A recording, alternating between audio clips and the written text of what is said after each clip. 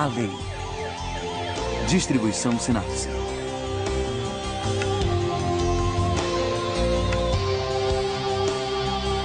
Quando uma pessoa infringe a lei, quando a paz da sociedade é perturbada, cabe ao tribunal julgar.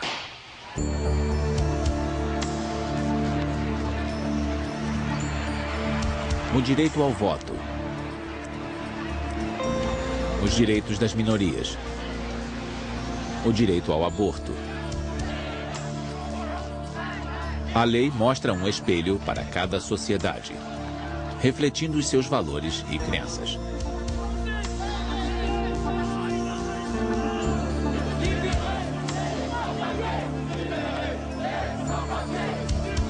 Por toda a história, as leis foram adaptadas para transformar a moral e novas práticas sociais.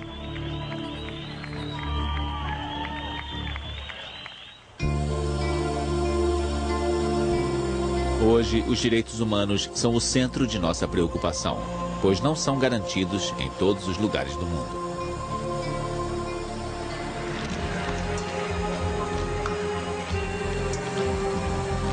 Fazer leis justas e imparciais sempre foi um difícil desafio para as sociedades humanas. Como conciliar os interesses dos mais fortes e os dos mais fracos? Os direitos da comunidade e os dos indivíduos.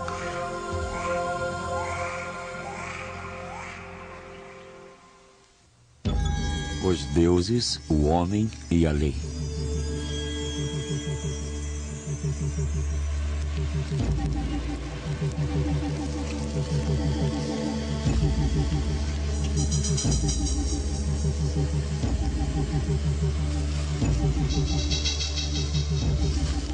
Assim que surgiu a vida comunal, os seres humanos sentiram a necessidade de criar leis para resolver disputas.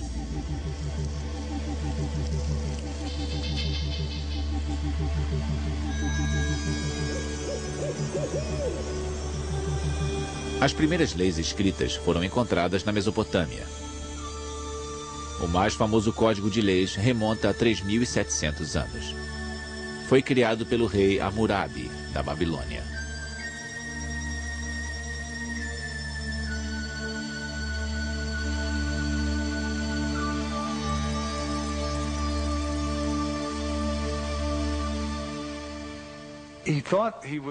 Ele achava que estava promulgando leis apoiadas por Deus.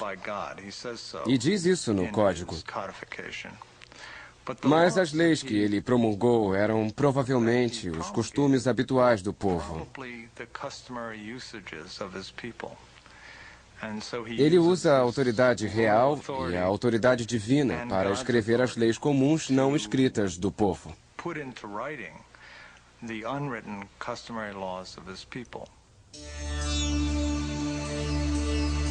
As leis de Hammurabi cobriam cada aspecto da vida cotidiana, da construção ao comércio, da escravidão ao casamento. As leis eram rígidas e não havia recurso. Se uma mulher é volúvel, se é esbanjadora ou dá má reputação ao marido, deve ser jogada no mar.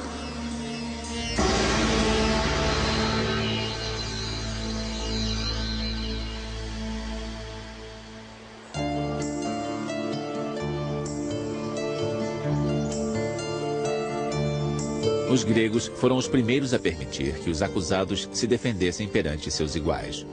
Em Atenas, podia haver até 2.000 membros de júri em um julgamento. O tempo destinado às considerações dos advogados era determinado por uma clepsidra, um relógio de água que funcionava pelo mesmo princípio da ampulheta. Os melhores oradores desenvolveram a arte de terminar seu discurso junto com as últimas gotas de água do recipiente.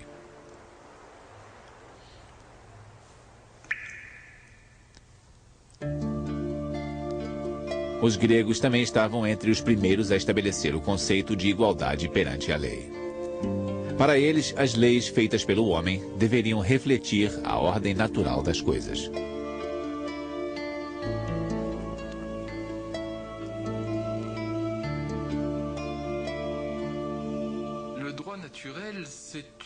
Acho que a lei natural foi um estágio importante no desenvolvimento do pensamento jurídico. A lei natural foi considerada inicialmente como originária dos deuses. Mais tarde, tornou-se mais secular. Por fim, surgiu a ideia que viria a apoiar a nossa visão dos direitos humanos. A de que há, basicamente, princípios jurídicos gerais que se aplicam a todos os homens, não importando quem sejam. Quanto à ideia de igualdade entre homens e mulheres, entre jovens e velhos, acho que é uma transposição dos nossos ideais a um tempo em que tal questão nem surgia. Não se pensava nesses termos. Em Atenas, apenas cidadãos livres tinham direitos. Mulheres, crianças e escravos estavam sujeitos à autoridade do homem da casa.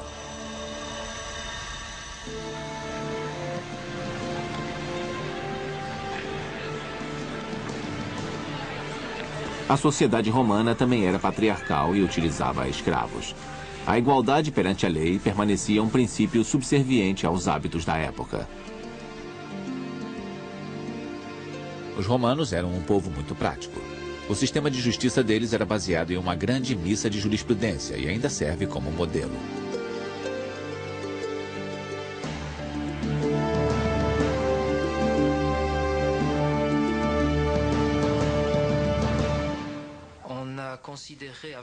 Na Europa, na Idade Média e nos tempos modernos, a lei romana era considerada tão flexível e inteligente que era um ratio scripta, ou razão escrita. A genialidade de Roma está no espírito das leis, porque conseguiu desenvolver um sistema legal flexível, eficiente e perfeitamente adaptado à sociedade que pretendia regular. No curso da história, os romanos criaram milhares de leis. O vendedor deve conhecer seu produto e relatar claramente qualquer defeito latente. Se não o fizer, ele é considerado culpado e nenhuma evidência de má-fé será exigida.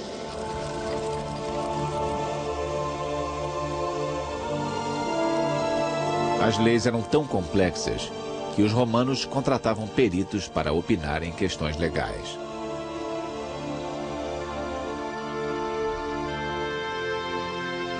Como nos tribunais modernos, os magistrados ouviam os argumentos de defesa e acusação. Os advogados contavam anedotas para entreter os espectadores. Os honorários eram altos, mas alguns concordavam em representar um cliente em troca de ser mencionado em seu testamento. Hoje, o acesso ao sistema legal é controlado pelos recursos financeiros de uma pessoa. Era assim também no mundo antigo. Mas não só por recursos financeiros. Os laços familiares também eram muito importantes. Se você pertencesse a uma família muito poderosa, seu acesso à lei era muito maior do que se não fosse. E isso se vê de forma mais clara em Roma.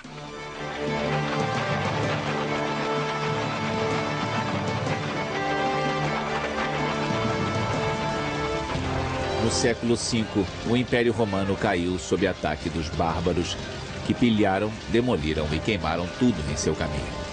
Para todos os propósitos práticos, a lei romana desapareceu.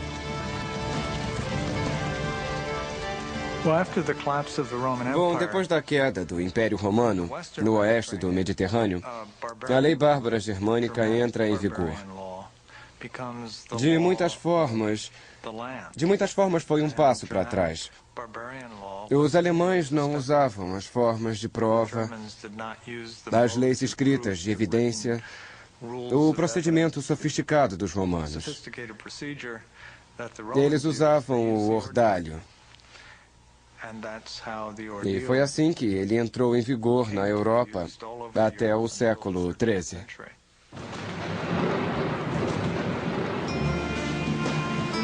O ordalho era o julgamento de Deus através do teste da água ou do fogo. Uma das formas mais comuns na Europa era forçar o réu a caminhar segurando uma barra de ferro em brasa. A distância que ele deveria cobrir era determinada pela gravidade do crime cometido. Se a queimadura dele não ficasse infeccionada após alguns dias, era declarado inocente.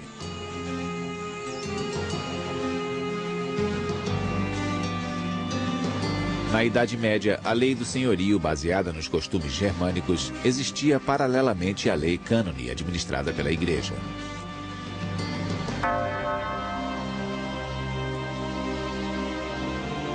Ao contrário dos costumes que prevaleciam na época, a Igreja exigia que ambos os lados em um casamento deveriam dar consentimento. O consentimento matrimonial é um ato de vontade própria, pelo qual um homem e uma mulher se aceitam mutuamente na aliança irrevogável que constitui o casamento.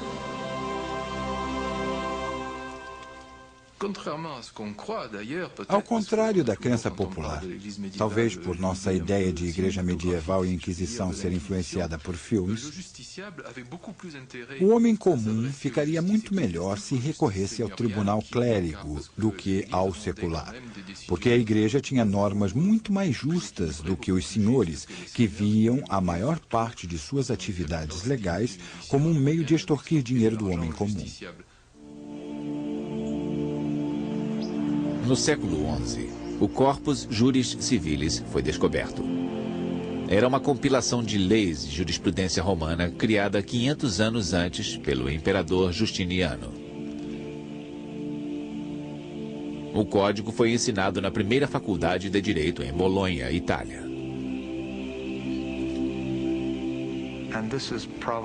Este talvez seja o evento mais importante na história legal europeia. A novidade, a singularidade do evento de um jurista chamado Peppo começar a ensinar esse sistema legal extinto em Bolonha é algo realmente extraordinário. Nós podemos explicar dizendo que os códigos de leis germânicos não eram capazes de acomodar as grandes mudanças que ocorriam nas sociedades europeias. Mudanças comerciais e mudanças econômicas. A partir de então, a nova legislação utilizou as leis romanas, mas no cotidiano a lei habitual continuava valendo.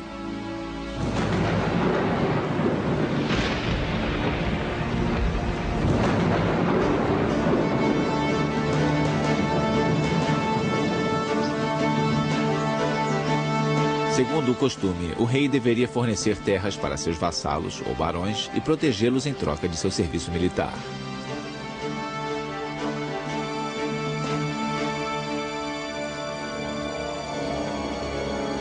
Na Inglaterra, o rei John Lackland infringia essas leis constantemente. Ele cobrava impostos excessivos dos barões e confiscava suas terras para encher seus cofres e financiar suas campanhas militares.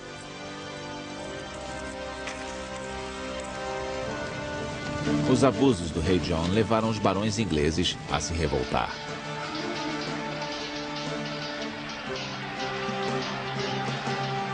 Em 1215, eles convenceram o rei a assinar a Magna Carta, a Grande Carta. Devemos pensar na Magna Carta como uma carta de direitos para os barões ingleses. Algumas medidas tocavam na questão dos direitos dos moradores da cidade. Por exemplo, alguns capítulos, especialmente o 39, tratava do direito de todos os ingleses serem julgados de acordo com a lei da terra. E esses direitos foram generalizados a todos os ingleses, mas não em 1215.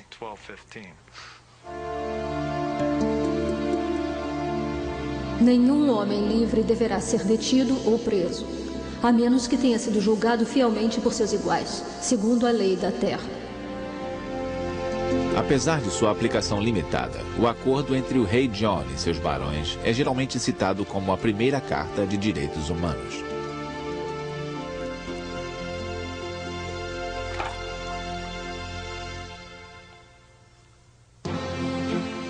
A conquista dos direitos.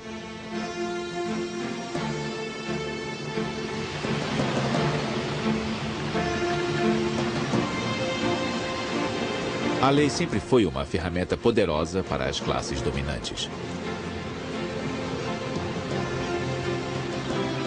Ao descobrir a América, os conquistadores impuseram suas leis aos povos nativos. A primeira pergunta feita sobre os selvagens, como eram chamados, foi: eles são mesmo humanos? Se você pensar como uma pessoa daquela época, é uma pergunta legítima. Os primeiros nativos com quem Colombo teve contato não usavam roupas, eram canibais e faziam sacrifícios humanos. Isso deu muito o que falar. De fato, a Igreja respondeu rapidamente. Pouco tempo depois, em 1530, o Papa declarou: Sunt vero hominis, ou são seres humanos de verdade.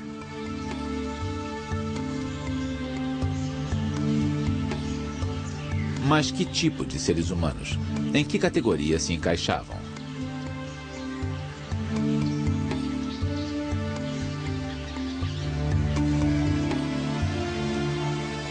Depois de um acalorado debate, os juristas espanhóis concordaram em que os índios tivessem pouca capacidade intelectual, semelhante às crianças. Logo, era justificável guiá-los e dominá-los. Populações inteiras foram obrigadas a trabalhar nas minas de ouro e prata da América. Com a colonização do Novo Mundo em andamento, a escravidão se alastrou.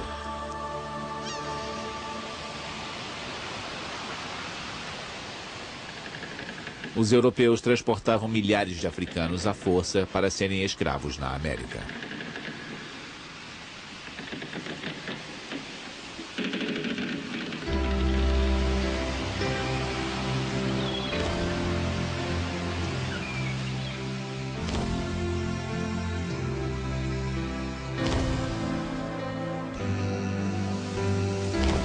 No final do século XVIII, os colonizadores britânicos da América do Norte eram os maiores importadores de escravos.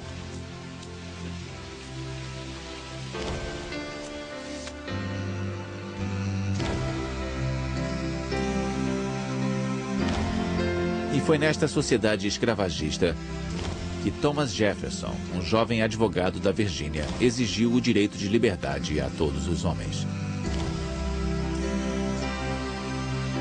Todos os homens são criados iguais.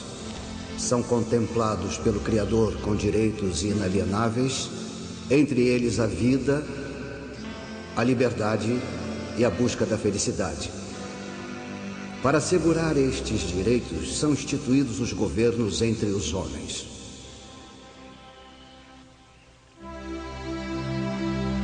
Estes direitos inalienáveis foram estabelecidos na Declaração de Independência dos Estados Unidos da América em 1776.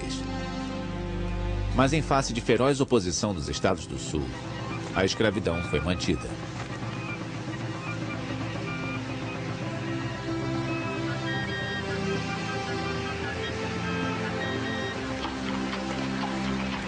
Baseada na Declaração Americana, a Declaração Francesa de Direitos Humanos e Civis foi adotada em 1789, no auge da Revolução.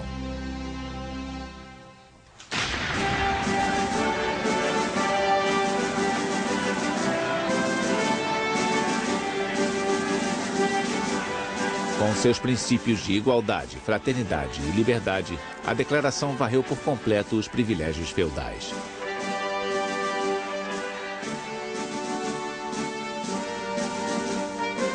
Liberdade de expressão e pensamento é um dos direitos mais preciosos da humanidade.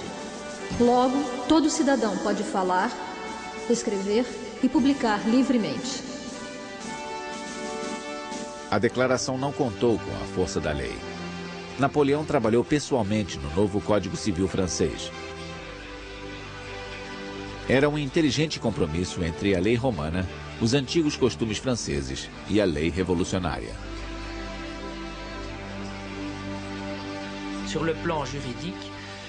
Quanto às leis, Napoleão interveio para garantir uma certa segurança que não existia antes. A Revolução Francesa deu fim à velha ordem sem instituir um sistema legal completo e claro. Isso criou um certo vácuo, um tipo de inseguridade legal que Napoleão tentou remediar com maiores codificações, em especial o Código Civil de 1804.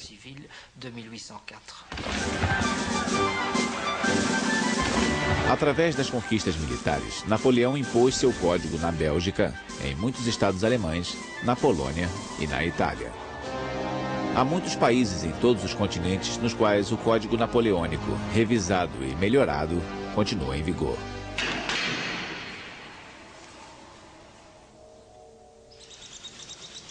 Exilado em Santa Helena, o arruinado imperador escreveu em suas memórias: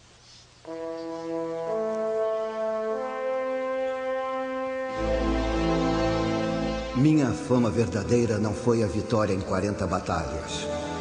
Waterloo vai apagar a lembrança de todas elas. O que jamais será apagado e viverá para sempre será o meu Código Civil. Embora o código represente um avanço, ele reinstaurou os poderes do chefe da casa, incluindo o direito de mandar prender uma esposa ou um filho desobedientes. Também restabeleceu a escravidão, que os revolucionários haviam abolido.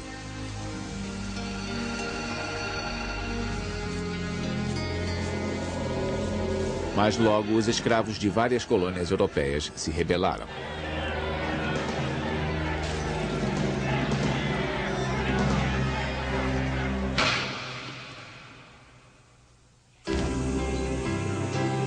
Em 1833, a Grã-Bretanha foi a primeira a abolir o comércio de escravos.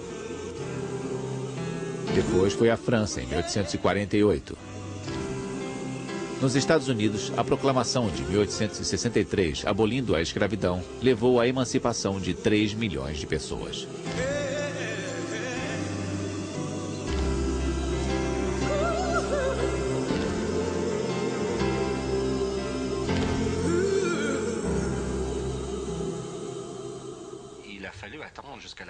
Só na Guerra de Secessão dos Estados Unidos, a Constituição americana recebeu emenda para dar fim à escravidão. E, como se sabe, isso não pôs fim ao racismo e à discriminação. Levou mais um século para que os grandes empecilhos à igualdade entre negros e brancos fossem eliminados, pelo menos formalmente, nas leis americanas.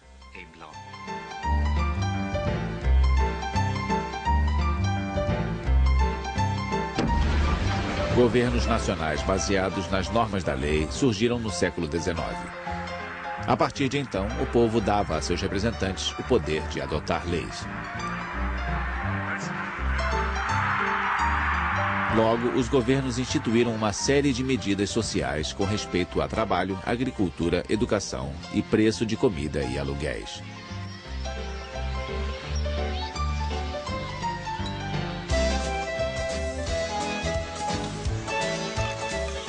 Em 1919, para combater o vício, uma emenda é acrescentada à Constituição americana. A venda ou transporte de bebidas embriagantes dentro dos Estados Unidos, sua importação e exportação para o propósito da ingestão estão proibidos. Para generalizar, os estados se tornaram os únicos repositórios de lei. A lei natural foi banida. Então, quando os estados começaram a decidir o que era certo ou o que era errado, o chamado positivismo legal, quando são os únicos repositórios de certo e errado, se tomam uma decisão ruim, não forçam um contrapeso nas sociedades para se opor à decisão. É claro que os horrores do século XX são o resultado deste desenvolvimento.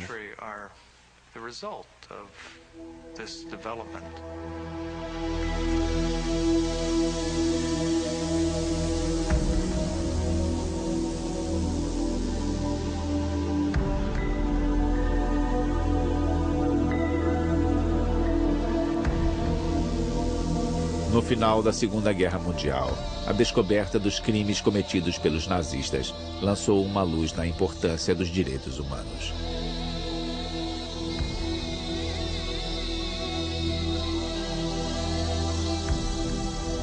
Em Nuremberg, oficiais nazistas foram chamados a responder por acusações de crimes contra a humanidade, crimes de guerra e crimes contra a paz.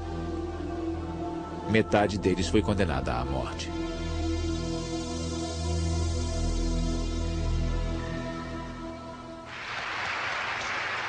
A Organização das Nações Unidas quis evitar que tais horrores se repetissem. Esta Declaração Universal dos Direitos Humanos pode se tornar a Magna Carta de qualquer lugar. Contra les atrocités et les oppressions dont tant de millions d'êtres humains ont été victimes à travers les siècles. Em 1948, a primeira Declaração Internacional dos Direitos Humanos foi adotada. A favor da adoção da Carta, 48. Contra a sua adoção, 0. Abstenção, 8.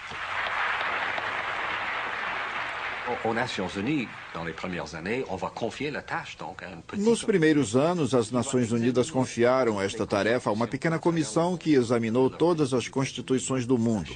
A Carta de Direitos Americana, a Declaração Inglesa, a Declaração Francesa e vai por aí, para produzir um tipo de catálogo de direitos básicos. Foi procurado um denominador comum nas constituições e acrescentaram outros fatores para elaborar a Declaração Universal dos Direitos Humanos, que foi adotada em 1948.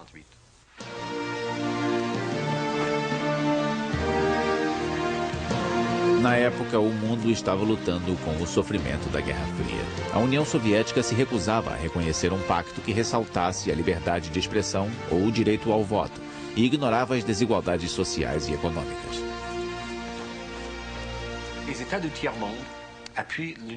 Os países do Terceiro Mundo apoiaram a posição da União Soviética. A reação deles foi: ouçam, para nós o mais importante é poder alimentar nossos cidadãos e proporcionar um padrão mínimo decente de vida. Lidaremos com a liberdade de expressão mais tarde.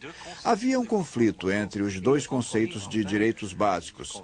Eles acabaram chegando a um acordo. O pacto foi dividido em dois. O primeiro pacto se referia a direitos civis e políticos, como liberdade de expressão, religião e eleições diretas. O segundo lidava com direitos culturais, sociais e econômicos, como o direito a um padrão de vida razoável, o direito ao trabalho e o direito à educação.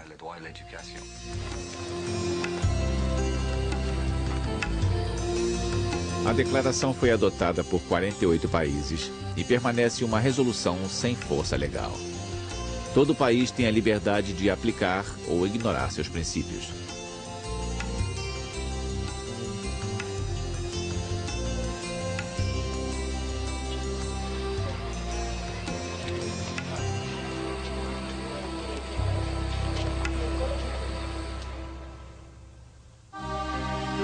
Direitos no mundo todo.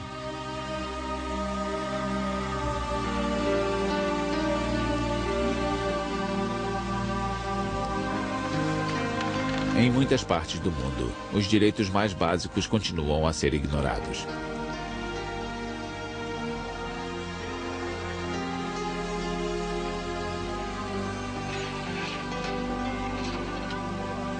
A liberdade de expressão ou o direito ao voto parece um luxo inatingível para as pessoas que lutam diariamente pela sobrevivência.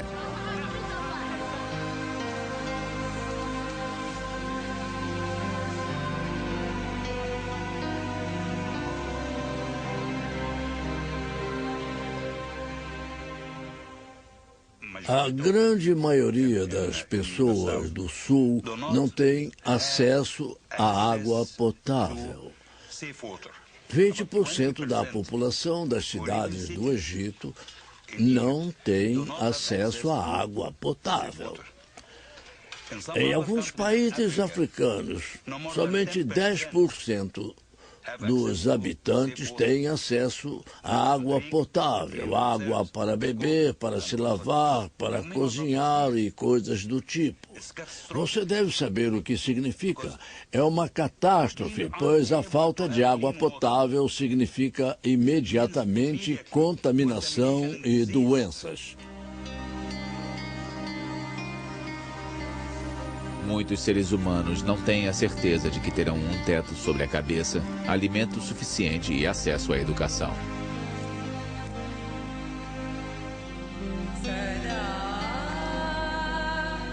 Em muitos países, as mulheres estão em desvantagem perante a lei. Ficam sob a guarda do pai, do marido ou dos irmãos e não podem tomar decisões sem o consentimento deles. Esta é minha filha. Milhares de pessoas desaparecem, são presas ou torturadas por razões políticas.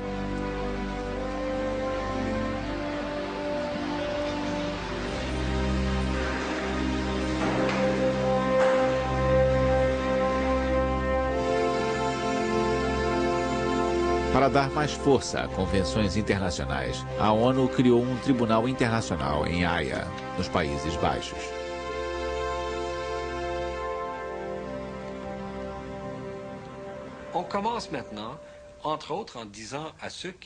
Entre outras coisas, estamos começando a dizer a quem viola os direitos humanos que poderá ser responsabilizado por isso. É uma novidade. Não dizemos mais a um Estado que deve mudar sua forma de agir só para que ele responda que discorda. Agora dizemos que se o Estado tolera a violação dos direitos humanos, não só o Estado será responsabilizado, como também o indivíduo criminoso. Planejamos ir atrás de quem viola os direitos humanos. Karadzic e Mladic na ex-Iugoslávia, Pinochet no Chile, Pol Pot no Camboja. Dizemos, se não parar, se continuar a violar os direitos humanos, poderá ser chamado um dia perante o Tribunal Internacional para ser processado. Cerca de 100 investigadores das Nações Unidas estão percorrendo o globo para obter depoimentos de testemunhas onde quer que estejam.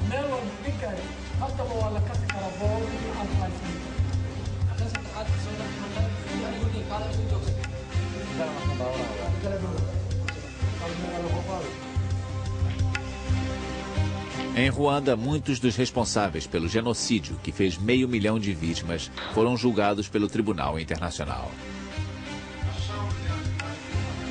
Em 1998, o ex-primeiro-ministro Jean Kambanda foi condenado à prisão perpétua.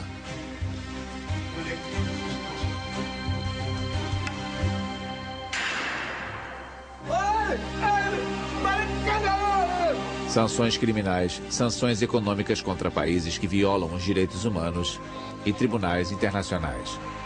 Essas ferramentas para garantir que se respeitem os direitos humanos têm efeito limitado.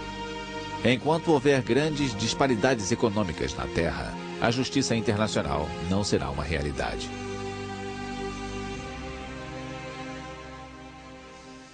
É preciso aumentar o padrão de vida ou as condições de vida no resto do mundo.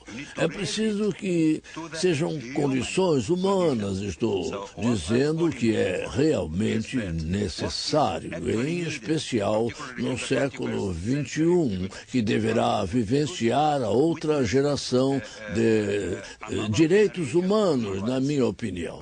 Esta nova geração de direitos humanos será o direito de ser um ser humano. Só o que se precisa para rebaixar um povo à escravidão é privá-lo de seus direitos básicos. Agora, no século XXI, espera-se que o mundo reconheça o direito de todas as pessoas terem condições de vida decentes e serem tratadas como seres humanos.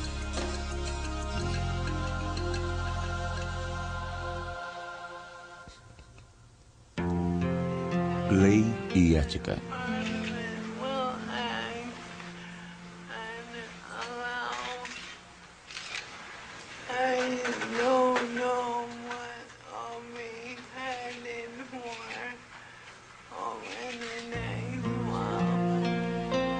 A canadense Sue Rodrigues sofria do mal de Lou Gehrig. Por muito tempo, ela lutou na justiça pelo direito à eutanásia. Ela queria que um médico pudesse dar um fim à vida dela quando o estado dela piorasse demais para que o fizesse sozinha.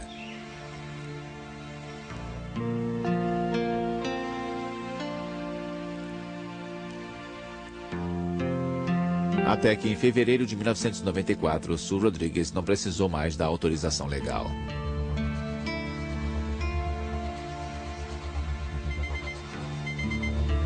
A eutanásia gera discussões tempestuosas nos círculos médicos e entre a população. Até o momento, a Austrália e a Holanda estão entre os únicos países a autorizá-la em determinadas circunstâncias.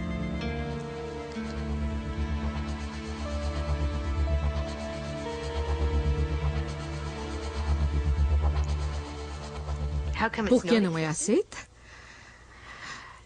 Porque, se você pensar no princípio mais fundamental no qual baseamos nossas sociedades, ele seria não matar o próximo. Se matarmos, seremos severamente punidos caso tenha sido deliberadamente. Aqui tratamos de modificar esta regra fundamental. Você faz isso porque sente pena da pessoa, diz que é compaixão, essas coisas, mas isso não altera o fato de que vai mudar o papel social mais profundo e duradouro de não matar o próximo. E muita gente não acha que deva ser mudado.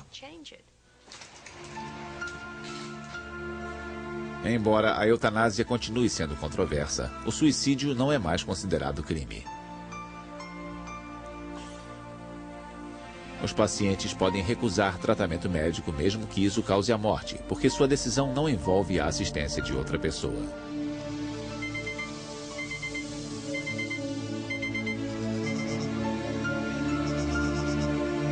Os direitos de cada um podem levantar questões éticas complicadas.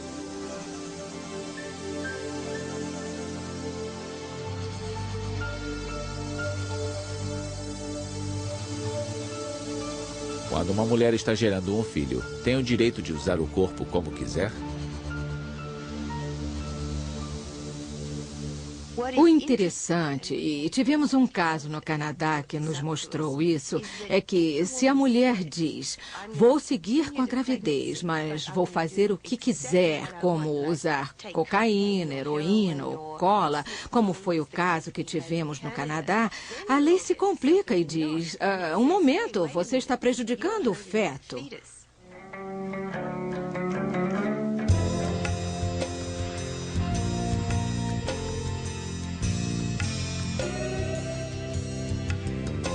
Em um mundo de valores, práticas e condições sociais que mudam rapidamente,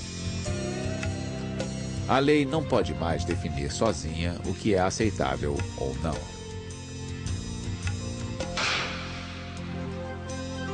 Com o surgimento de novas tecnologias de reprodução, acredita-se que o embrião humano precisa urgentemente de proteção legal. Há quem ache moralmente errado produzir embriões sobressalentes. O motivo para que existam é a possibilidade de congelá-los a 243 graus negativos em nitrogênio líquido e mantê-los durante muito tempo. Houve até casos de divórcio em que os casais pensaram no que fazer com os embriões. É tipo, quem fica com o cachorro, quem fica com as crianças, quem fica com os embriões. Graças a novas tecnologias, é possível não só congelar embriões, como também implantá-los em mães de aluguel ou usá-los em pesquisas.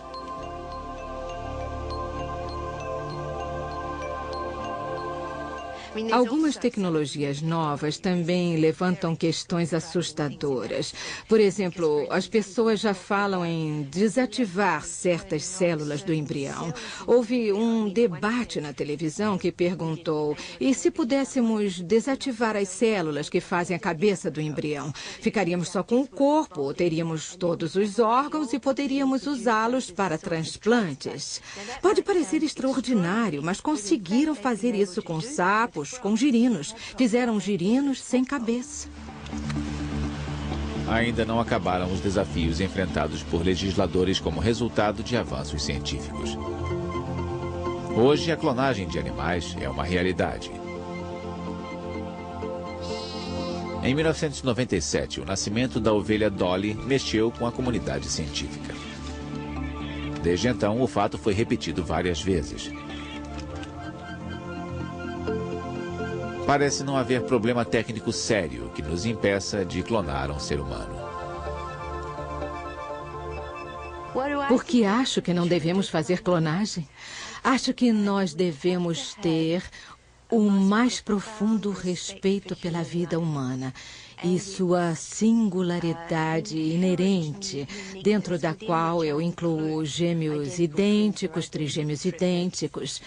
E também devemos ter um profundo respeito pelo que chamo de espírito humano, que nada tem a ver necessariamente com a religião. Para algumas pessoas tem relação, mas você pode ser totalmente secular e acreditar no espírito humano. Nas nossas sociedades, fica a critério dos tribunais julgar. Mas os juízes confrontam fatores sociais e políticos complicados.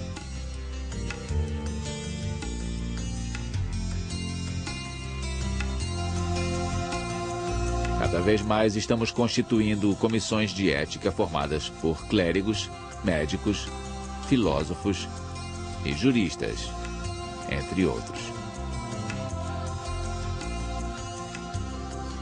Existe uma necessidade, um crescente reconhecimento da compreensão de que a maioria dos problemas sociais mais importantes que enfrentamos no fim do século não pode ser colocada em uma caixa unidisciplinar. Não podemos dizer, isso é um problema médico, deixa o doutor resolver. Acho que a ética deve vir primeiro e a ética deve informar a lei. Muitas vezes no passado pensamos que se era legal estava correto. Isso não é necessariamente verdade. Pode ser legal, mas errado do ponto de vista ético. A sociedade deve examinar o que está em jogo legalmente. Médicos que podem usar a tecnologia para prolongar a vida não estão mais dispostos a fazer a escolha sozinhos entre a obrigação de tratar um paciente e o direito do paciente de morrer com dignidade.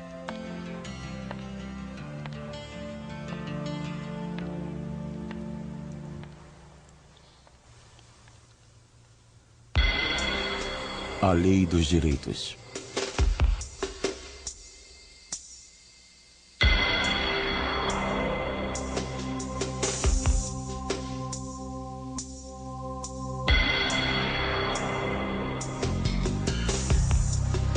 A lei se tornou toda poderosa no mundo moderno. Só nos Estados Unidos, 90 milhões de casos são levados à corte anualmente.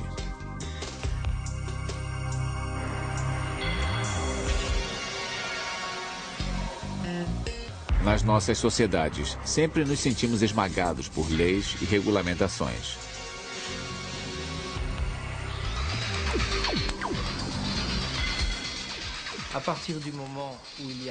Sempre que há muitas leis e regulamentações, torna-se difícil controlar a ordem judicial. Os juristas estão quase literalmente afogados em um mar de regulamentações. Também há um segundo efeito negativo. A regulamentação obsessiva e desnecessária complica as relações humanas.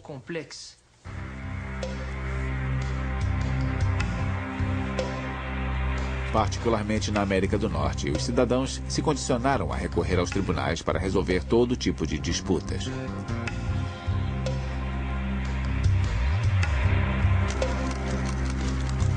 Há incontáveis processos por quebra de contrato ou demissão, ou ações contra fabricantes de produtos considerados defeituosos.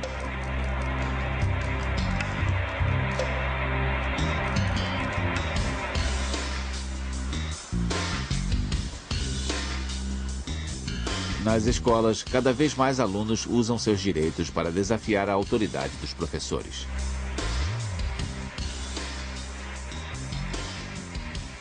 Acho que vimos o declínio da adesão ao que se pode chamar de religião institucionalizada. Acho que vimos um aumento no uso da lei. Isso provavelmente porque passamos de um controle moral de nossas relações como forma principal de governo para governá-las em uma sociedade secular através da lei. Se observarmos o que aconteceu nas sociedades norte-americanas, houve um declínio na noção de comunidade e um aumento do chamado individualismo. As nossas sociedades são descritas como baseadas em um intenso individualismo.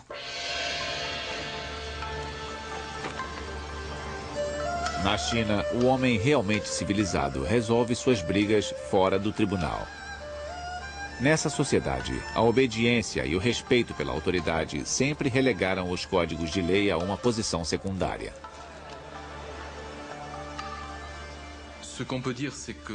Certamente a lei não tem o mesmo prestígio e respeito em todos os lugares.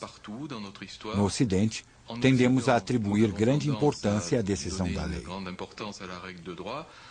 Em outras culturas, em sociedades tradicionais e asiáticas, a lei é apenas uma forma de regulamentar a sociedade e pode ser usada bem menos do que os outros padrões, como a religião, por exemplo.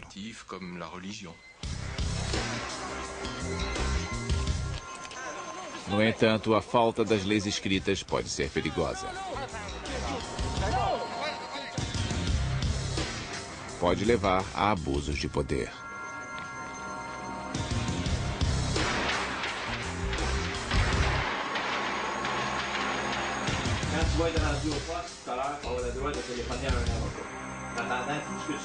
No Ocidente, o sistema legal é congestionado. O acesso a ele é parcial e seus representantes cometem abusos. Através dos anos, estes fatores acabaram com a confiança dos cidadãos.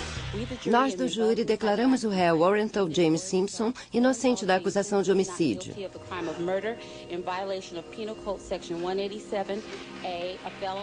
Nos Estados Unidos, a absolvição do astro do futebol americano O.J. Simpson, acusado de assassinar a esposa, deixou muitos cidadãos com raiva. Alguns atribuíram o resultado do julgamento à riqueza do Sr. Simpson. A meu ver, não se deve atribuir qualquer credibilidade à versão do réu. Sendo assim, peço que o culpem das acusações de homicídio qualificado. Assim como a sociedade que a criou, a lei não é perfeita. Mas apesar de suas fraquezas, a justiça continua tendo papel importante em nossa sociedade.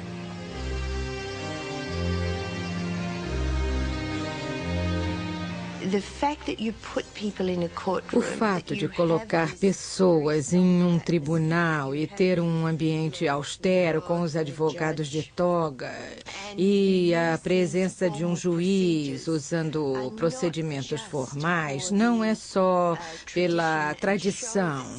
Eu penso nisso como se criassem um ambiente especial que faça as pessoas reagirem e interagirem de forma diferente. Isso foi experimentado e testado por um longo período da história e devemos ser muito cautelosos ao dizer que não tem mais serventia.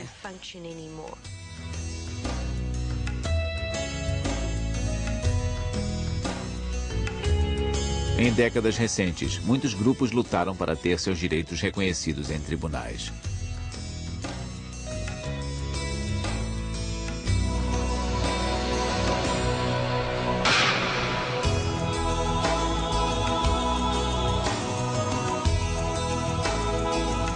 O sonho de um sistema legal justo e imparcial, sem dúvida, permanecerá por muito tempo. Só podemos torcer para que o equilíbrio da justiça continue sendo um ideal nas sociedades futuras.